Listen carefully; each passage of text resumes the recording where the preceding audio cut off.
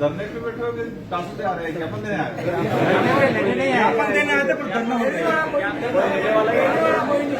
लेने वाला कोई नहीं है इसलिए। अरावली प्रवर्तन श्रृंखला को लेके सुप्रीम कोर्ट का जो जजमेंट आया, सरकार की सिफारिश पर उस जजमेंट के खिलाफ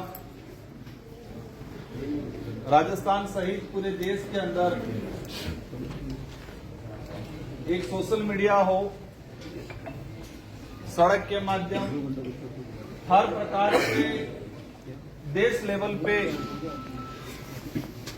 इस जजमेंट के खिलाफ आंदोलन हो रहा है। और उसी की कड़ी में प्रतापगढ़ जिले के समस्त सामाजिक संगठनों के पदाधिकारी द्वारा भिल प्रदेश मुक्ति मोर्चा के नेतृत्व में आज प्रतापगढ़ जिला मुख्यालय पर जो ज्ञापन कार्यक्रम किया जा रहा है, इसमें सभी समुदाय, सभी सामाजिक संगठनों का सहयोग है। जब ये बात मैंने सबसे पहले सदन में उठाई थी और उदयपुर संभाग स्तर पे प्रेस कॉन्फ्रेंस की थी, इसकी विस्तृत जानकारी दी थी, आप तक सभी तक पहुंची होगी। उसमें मैंने स्पष्ट कहा था कि अरावली पर्वत श्रृंखला हमारे जो अगर ऐतिहासिक पृष्ठभूमि के आधार पर समझे, भौगोलिक दृष्टि से समझे, तो बताया जाता है कि 2 से 2.5 अरब वर्ष पुरानी ये अरावली पर्वत श्रृंखला है और गुजरात से लगा के राजस्थान, हरियाणा और दिल्ली तक ये करीब 700 किलोमीटर के आसपास पर अरावली पर्वत श्रृंखला है और इसमें सबसे ज्यादा हिस्सा राजस्थान में आता है और राजस्थान के अंदर भी सबसे ज्यादा हिस्सा अपना जो अनुसूचित क्षेत्र है, डूंगरपुर, बांसवाड़ा, प्रतापगढ़, राजसमंद, सोलंबर, सिरोही, इस जिले में आता है। अब इसको लेके कई प्रकार के तर्क वितर्क आ रहे हैं। इसको लेके विपक्ष माने हम या फिर अन्य पार्टियां, सत्ता पक्ष के लोग भी अपना तर्क दे रहे हैं। राजस्थान के मुख्यमंत्री जी भी कह रहे हैं कि मैं राजस्थान का बेटा हूं, अरावली को उखड़ने या अरावली को तहस होने से बचाऊंगा। इस विभाग से संबंधित मंत्री हैं भूपेंद्र यादव जी, इन्होंने भी प्रेस कॉन्फ्रेंस किया है। अभी इस जो सब्जेक्ट है, सब्जेक्ट को दोनों दृष्टि से जो विपक्ष है पुरजोर तरीके से इसका विरोध कर रहा है। सत्ताधारी पार्टी के जो लोग हैं वो उसके बचाव में लग रहे हैं कि ऐसा कुछ नहीं है, ये सब माहौल बिगाड़ा जा रहा है, ये भ्रम पैदा किया जा रहा है। अब जो निष्पक्ष आदमी है वो सोच रहा है कि सच्चाई क्या है। जो मंत्री जी है, मुख्यमंत्री जी हैं, वो कह रहे हैं वो सही है, या फिर राजकुमार रोत या राजकुमार रोत जैसे जो विपक्ष में बैठे हुए वो लोग कह रहे हैं वो सही है। जो निष्पक्ष या साधारण आदमी है कंफ्यूज है, हकीकत क्या है। हकीकत जो मैं समझा, सुप्रीम कोर्ट का जो जजमेंट आया, सुप्रीम कोर्ट ने जजमेंट, सरकार की एक कमेटी थी, उस कमेटी ने अरावली की एक डेफिनेशन मतलब अरावली की परिभाषा बताई। खनन को लेके हाईकोर्ट में पहले एक केस चल रहा था, इसके बाद सुप्रीम कोर्ट में गया तो चीफ जस्टिस जो गवई थे अभी रिटायर्ड हो गए, इनके साथ 2 अन्य जज थे, 3 लोगों की बेंच ने इस पे सुनवाई की और सुनवाई या डिसीजन जो दिया वो सरकार की सिफारिश थी।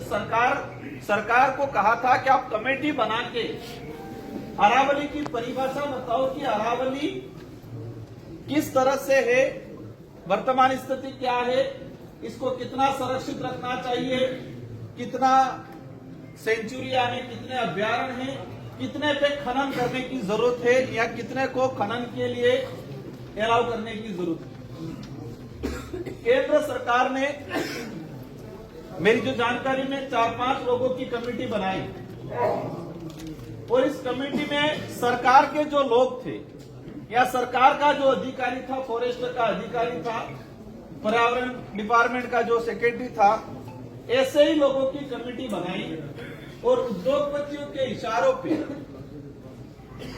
खनन माफिया, भू माफियों के इशारों पे इस कमेटी ने एक परिभाषा बता के दी कि अरावली यहां से यहां तक है, अरावली में इतने इलाके में पहले से माइनिंग अलॉट है और इतने इलाके में और माइनिंग की जरूरत या भविष्य में कर सकते हैं। तो अरावली 100 मीटर मतलब 100 मीटर से ऊपर वाली पहाड़ी है उसी को अरावली माना जाए, बाकी 100 मीटर से नीचे वाली जो पहाड़ी है उसको अरावली नहीं या अरावली का हिस्सा नहीं मान के उसको खनन के लिए लीज पे देने का प्रावधान कर सकते हैं। ये सरकार ने सिफारिश की और इसी सिफारिश के आधार पर सुप्रीम कोर्ट ने फैसला दे दिया कि अरावली पर्वत श्रृंखला में 100 मीटर से ऊपर वाली जो पहाड़ी है उसी को अरावली पर्वत श्रृंखला का मुख्य हिस्सा माना जाएगा, उसी को संरक्षित किया जाएगा। यहां पर किसी भी प्रकार की माइनिंग अलॉट नहीं की जाएगी। सुप्रीम कोर्ट ने फैसला दे दिया।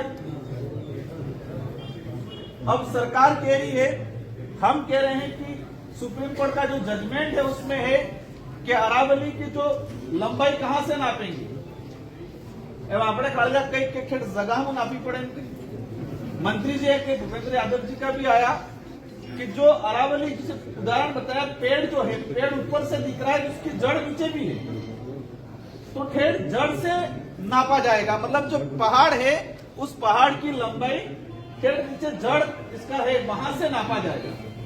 लेकिन जजमेंट में ऐसा नहीं है। जजमेंट में कह रखा है भूतल, वर्तमान जो जमीन पे हमें दिखाई दे रहा है उससे 100 मीटर की हाइट को नापा जाएगा।